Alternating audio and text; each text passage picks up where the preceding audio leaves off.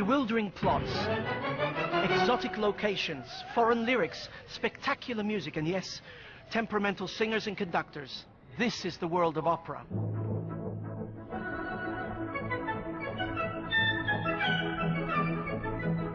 In these programs, I will take you on a journey through the most thrilling art form of them all, one where all of human life and emotion are on display.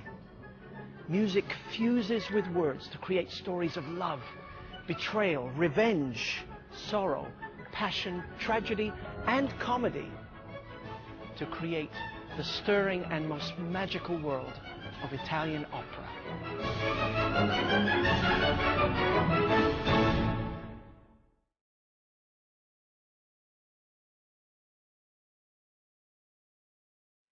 The Italians love opera. It's in their blood. In this film, I'll be looking at 4 composers who shaped Italian opera, beginning a whole new art form that 400 years later is still thrilling audiences. The smell of the grease paint. This is what opera is all about. I was born into this world. My father was a voice teacher, and he imbued in me a sense of theater, the voices, the love of vocal music, and just this backstage buzz just gets my blood going in a way that no other thing can. And now I'm lucky enough to have one of the top jobs in opera, music director at the Royal Opera House in London. Ladies and gentlemen, you have 30 minutes, please. Thank you. Today is the dress rehearsal of Barbiere di Siviglia, and I'm conducting the piece for the first time, so it's a really big moment for me, actually. The singers are all getting ready. Well, the announcement has been made that I have to get down to the pit, and so that's where I'm going now.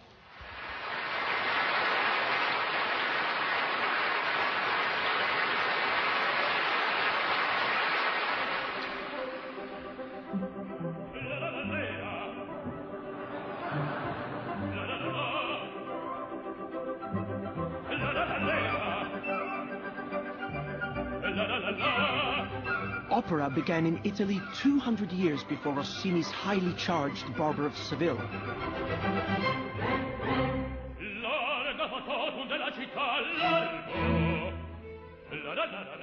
And the man who composed its first undisputed masterpiece was Claudio Monteverdi.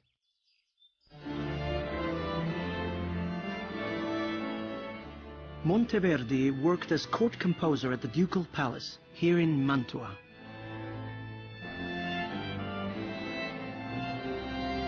He came here in 1590 at the age of 23, employed by the powerful Gonzagas to supply music to order for all kinds of occasions. This is Vincenzo Gonzaga, Monteverdi's patron. Now here he's royally clad in ermine, and he had plenty of money for his mistresses, but was obscenely in arrears when it came to paying Monteverdi for his music. Monteverdi was treated like a slave in this ducal palace and was miserable, all the while producing heavenly music.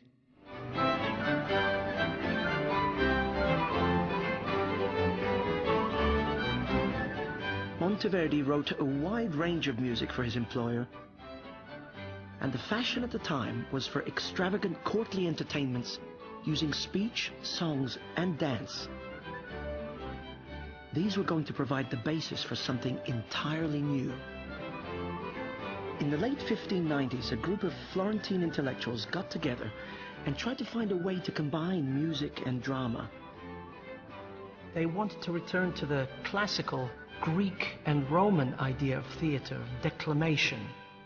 But what they wanted to achieve with the music and this declamation was something more expressive, more powerful, more emotional.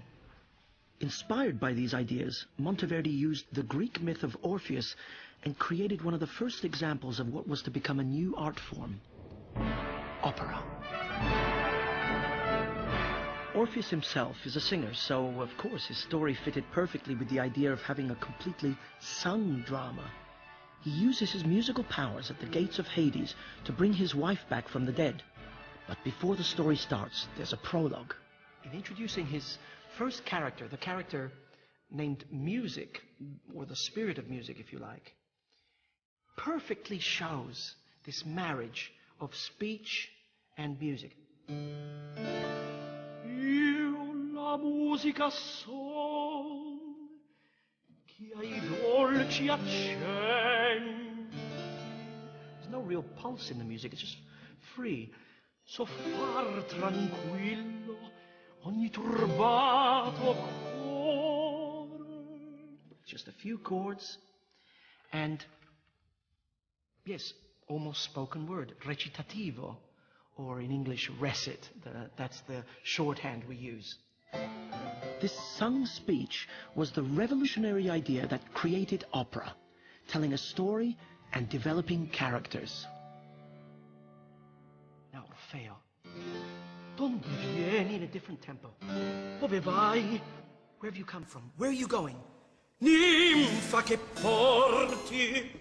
Monteverdi successfully integrated this sung speech with songs, dance, and scenic effects to create a complete dramatic world. And it was unveiled in 1607 to a delighted audience in Mantua at carnival time.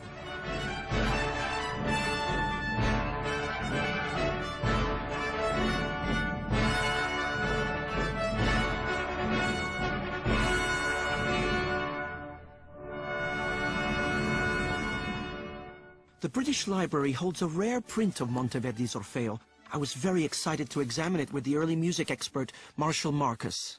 The word opera didn't really exist yet. This was called a favola, a fable, if you like, a story. So it's like a sketch, and I'm thinking of something like, say, Kind of Blue, that famous album with Miles Davis. He goes into the studio, he's written out a little bit of stuff, he's got a few numbers here and there, and he gives it to the guys, and they use that. They create from that this extraordinary recording. This is much more akin to, I think, how Monteverdi's players are working. So they're the jazz musicians of their time, is that Definitely. what you're saying? That's exactly what I would say. And Monteverdi used his musicians to create a whole range of moods and colors.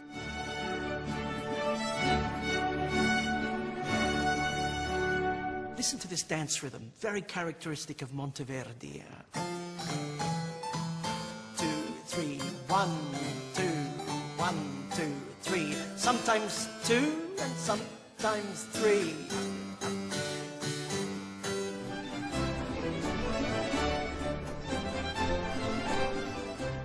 A pivotal moment is when the messenger tells Orfeo that his wife has died. Here Monteverdi creates a very special atmosphere and will, at the same time, move us deeply.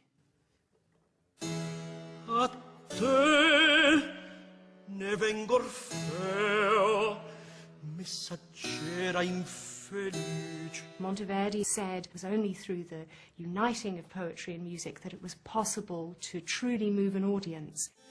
Di case più infelice, più funesto. When Orfeo discovers that his wife has been bitten by a snake, Oimè, che modo. He reacts with shock, he freezes, and his musical lines freeze too.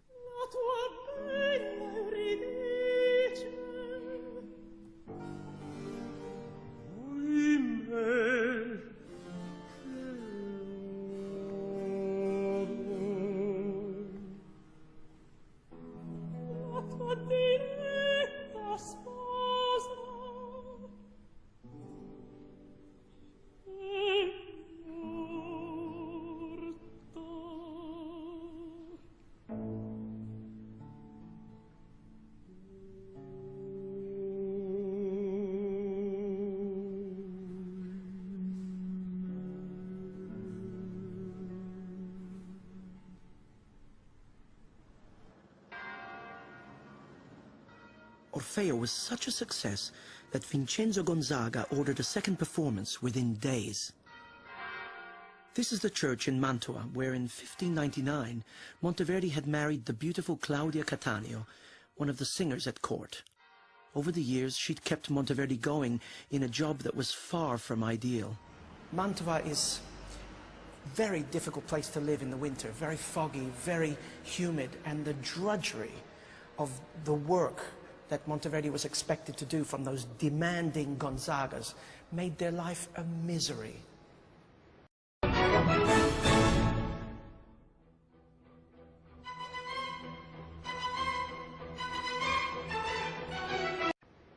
After the triumph of Orfeo in 1607, just a few months later, Claudia died. Monteverdi was broken. Now that he lost his wife, he knew he had to get away. And this is where he came, Venezia, Venice. A powerful trading port and a rich, self-governing republic. Monteverdi was now 46, and he landed the most prestigious musical position in all of Italy, director of music at St. Mark's Basilica. He worked here for 30 years.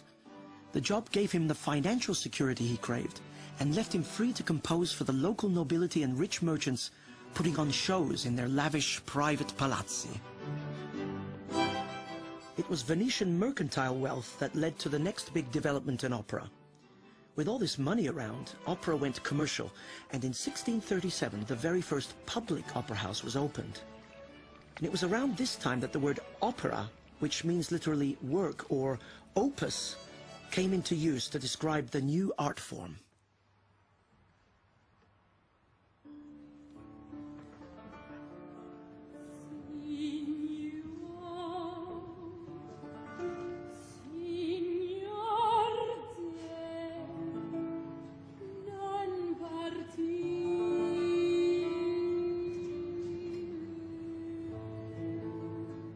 It was for the commercial stage in 1643 that Monteverdi wrote his final masterpiece, The Coronation of Poppea. It was highly unusual for the time because he based it on a true story. In a theater somewhere near here, the premiere of L'Incoronazione di Poppea took place. We're on the edge of town, and the premiere took place at carnival time, when, shall we say, morality and morals in general were slightly relaxed. I say that because this is an opera about the Emperor Nero, for all intents and purposes a serial killer, and his affair with the ambitious courtesan Poppea. Now this opera is so depraved, so full of sex, ambition, murder, intrigue. This is an opera written by a 76-year-old man holding the most important church musician position in all of Italy. And for him to write something like this, which even today is quite shocking, is remarkable. Yeah, it's hard to believe, actually.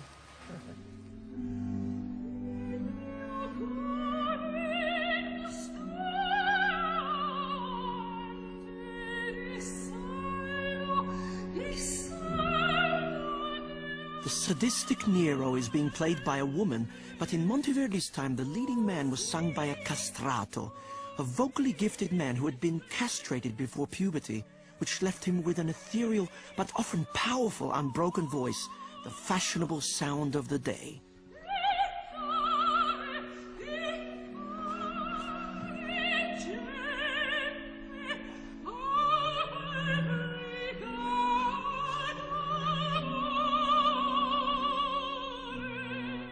With Monteverdi, it seems there's tremendous degrees of variety. I mean, for this film, I'm workshopping a scene from the opera with soprano Danielle Denise playing Poppea and mezzo-soprano Sarah Connolly as Nero. There's a fantastic freedom in this music, depending on how you want to color the line. Poppea and Nero have just had a night of adulterous love. Signor de non partire,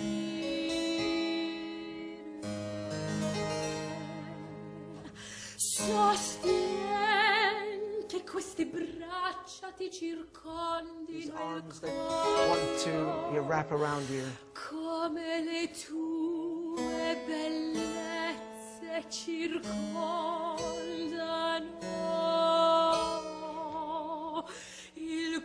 With this sinuous vocal line, you can picture the lovers wrapping their arms around each other. And then what we get is a dialogue, and he's talking about about, excuse me, your breasts, actually. No, not my breasts, Popea's breasts. Yeah. So... Di questo se noi i poveri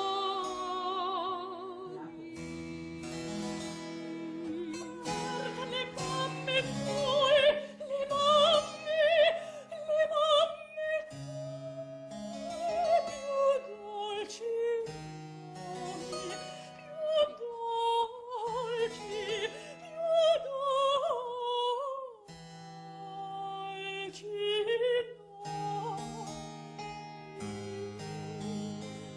playing Nero, you haven't to be sort of nervous about being specific and singing words like mamme, which doesn't just mean breast.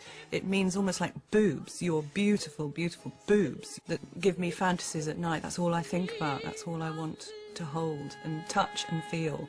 This would have been sensational, obviously, rather shocking, and therefore fantastic theatre.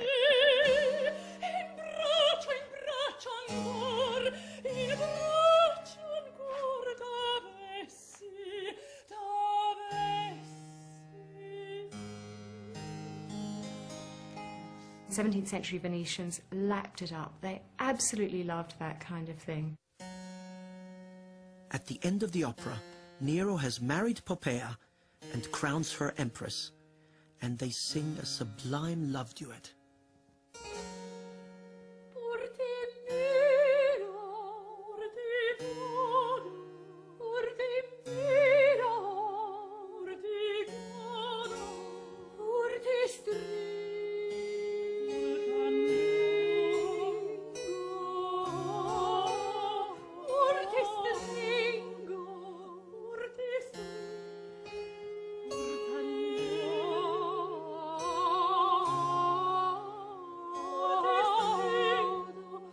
It's an encircling of two people around each other where they sort of sing and echo each other's sentiments of love and devotion and commitment.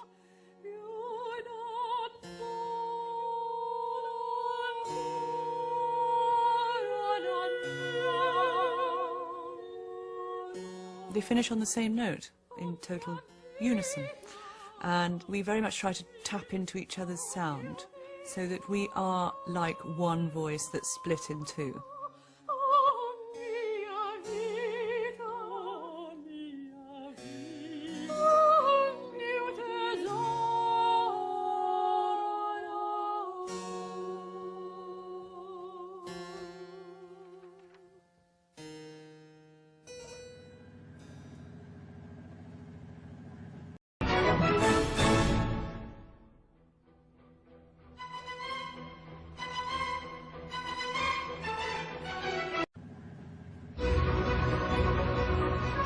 The coronation of Poppaea was the culmination of Monteverdi's brilliant career and was a huge public success.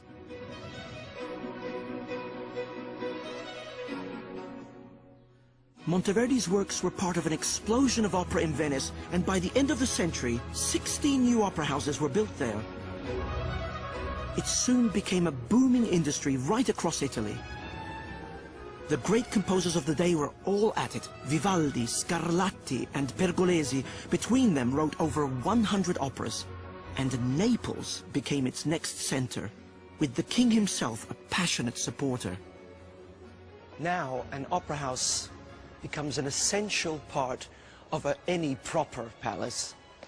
And this is a proper palace, I must say.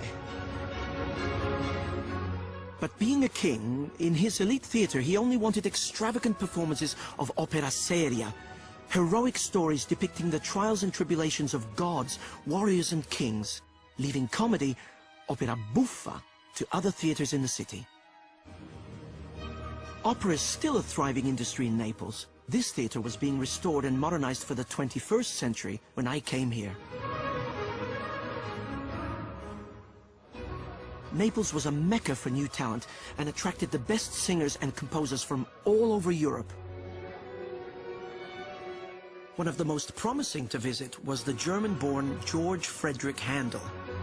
He came here soaking up the Italian style, which was all the rage. And the well-schooled, well-connected composer exported his version of opera seria to London.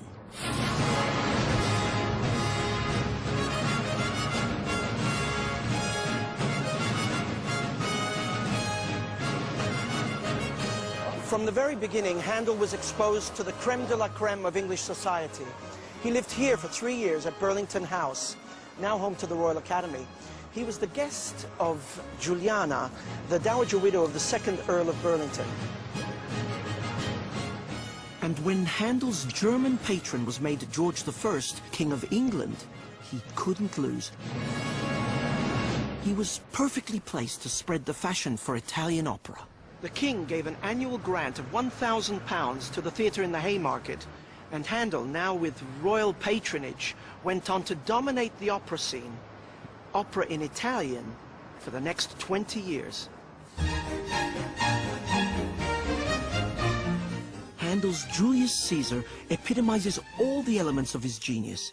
Wonderful melodies, vocal and instrumental display, and at the heart of his craft, the aria, which had come a long way from its original meaning, a simple song.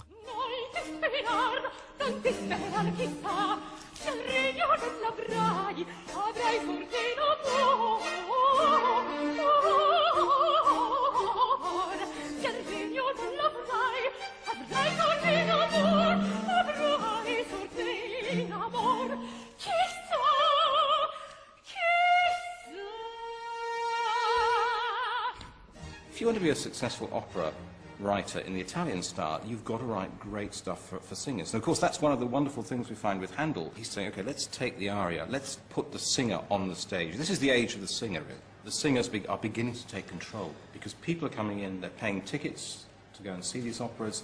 What do they all do? So a star system. It's a star system.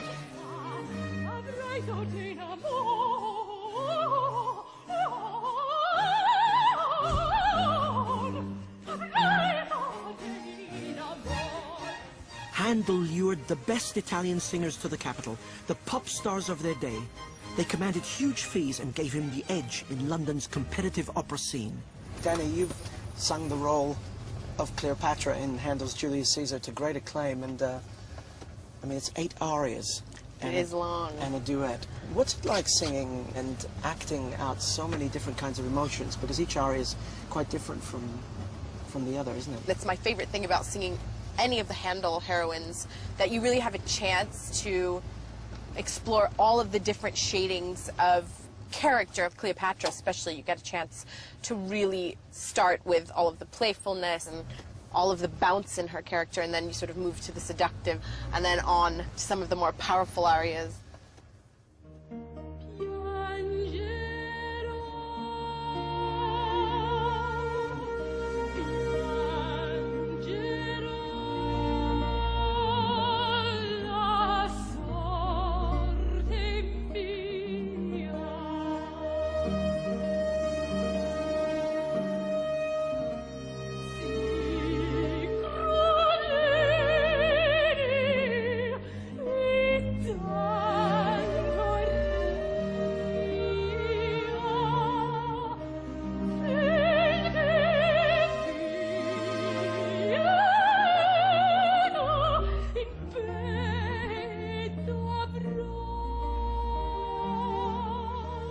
While he was in Italy, Handel refined his use of the da capo aria form, or what we in the business call ABA form.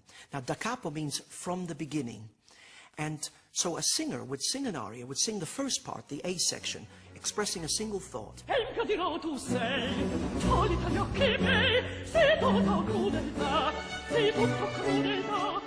In this scene, Caesar is furious because he's just been presented with the severed head of a Roman general. Then they would continue on to the B section, which would express a contrasting thought, or in this case, a heightening of Caesar's anger.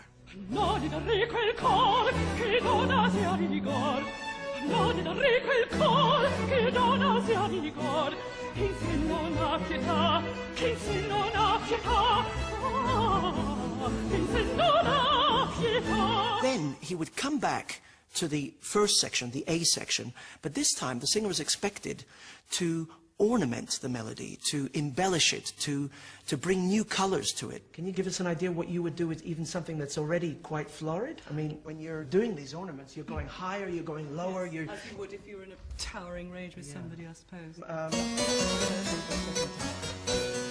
Empio dirò tu sei, togli gli occhi miei, sei tutto crudeltà, sei tutto crudeltà.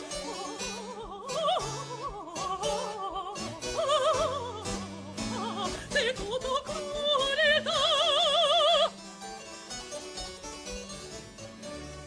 Empio dirò tu sei, togli gli occhi miei, sei tutto crudeltà.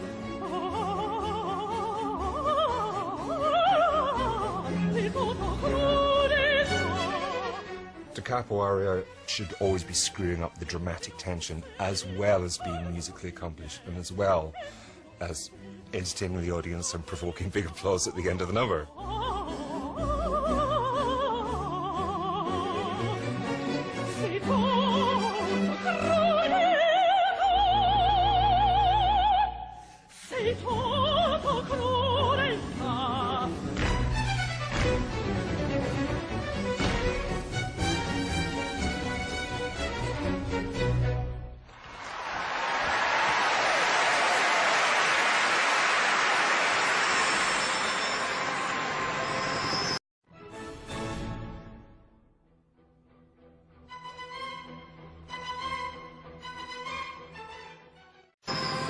While Handel thrilled London with his opera seria, in Italy opera buffa or comic opera with its simple stagings was flourishing in small theatres that had sprung up in every town. Opera buffa told tales of ordinary people, albeit in quirky circumstances. In an opera buffa you get away from conventions of opera seria. You can put servants on stage. You can make the story about the servants. You can give them the best music to sing.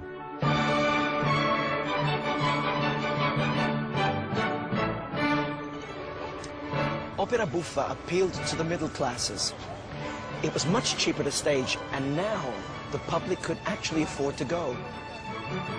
And the next composer to revolutionize opera wasn't Italian either. It was none other than the great Mozart himself.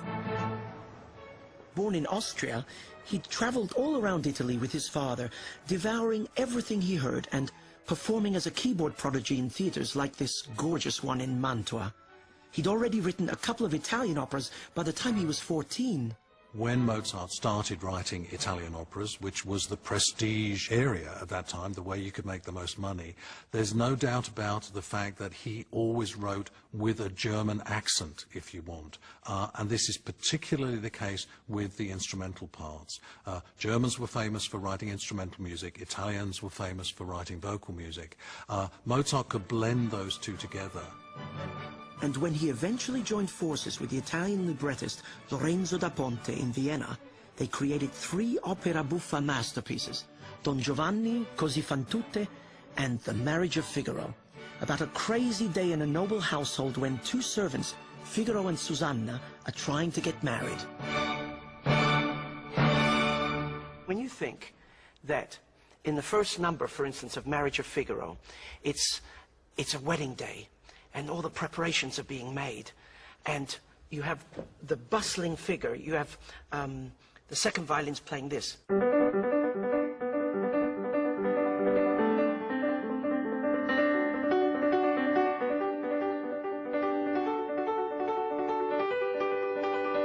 Now, in a lot of other composers' music, that would be the main feature, but no, at the same time, we have a figure,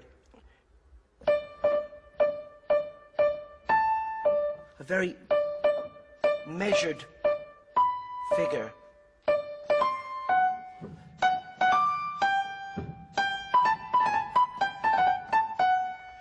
And this is Figaro measuring a bed, which is going to be the bed he and Susanna will sleep in, to see if it fits in this room. So together, those 2 figures.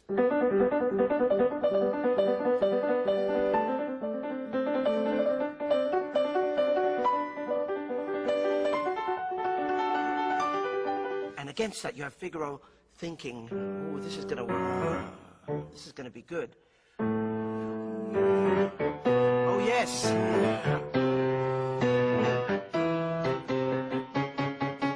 Now, those are three different kinds of music, but they're all happening at the same time.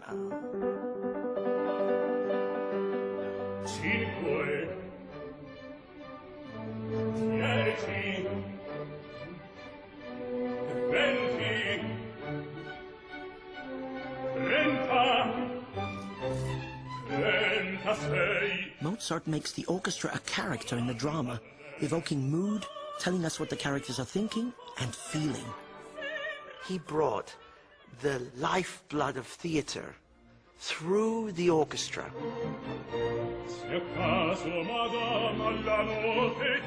Just listen to the woodwind duetting with Figaro's vocal line.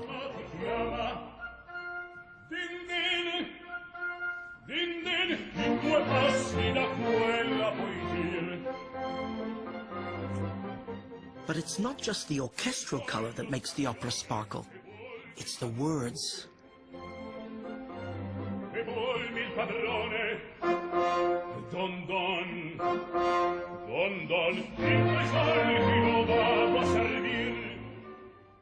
Now, it's quite uncanny how Mozart, a non-Italian, working with an Italian librettist, manages to capture the rhythm of the language, the innate musicality of the language. Listen to this line. When Susanna is explaining how the Count is tired of chasing these foreign beauties, il signor Conte è stanco di andar cacciando le straniere bellezze forestiere. Il signor Conte è stanco di andar cacciando le straniere bellezze forestiere. The double consonants, cacciando, bellezze, beauties. E di chi dunque? Della tua Susannetta. Di te? Dimmi medesima.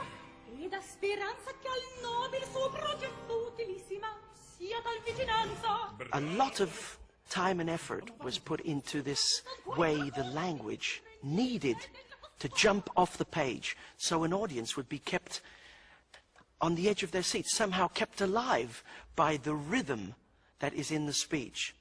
Don Basilio, mio maestro di canto e suo mezzano, nel darmi la lezione mi ripete ogni di questa canzone. Basilio, oh birbante! The Italian is perfect. In Handel's operas, characters rarely sang together, but Mozart seized on the dramatic possibilities of the ensemble, even allowing the servants to outwit their masters. The Marriage of Figaro has one of the great ensembles of all opera. It's the finale of Act 2, and what's brilliant about it is that it's many different kinds of music all at once. It starts with the Count trying to bash down the door, thinking that Cherubino, the young whippersnapper who's in love with the Countess, is hiding. So here the orchestra is just slamming away here and breaking that door down.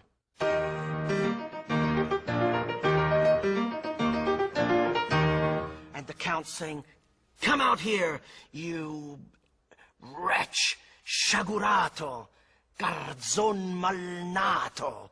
Esco vai, garzon malnato, sciagurato, non parlar. Ah, signor, è suo nome, e mi sappia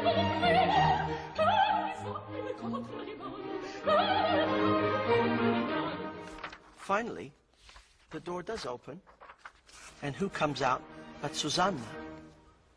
But instead of playing the dramatic card, Mozart goes in a completely different direction.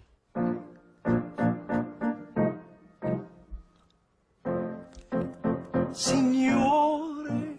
The music is as coy as it is clever.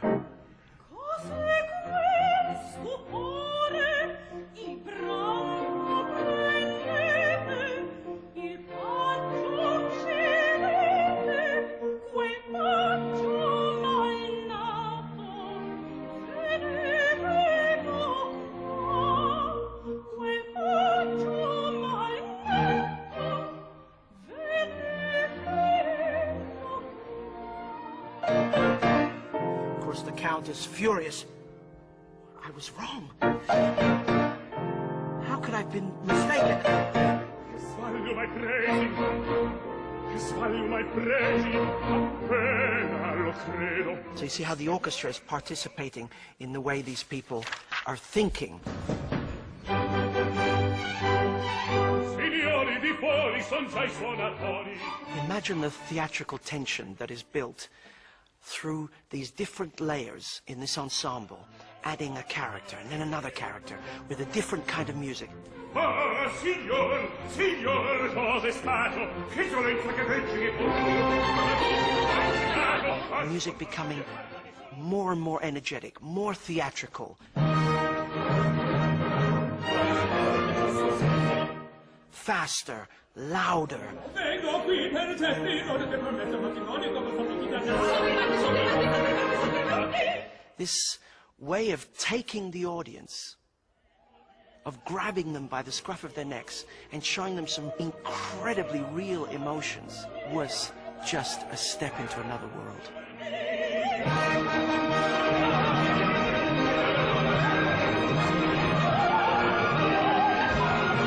This is Mozart's genius, the way he has ratcheted up this tension to finish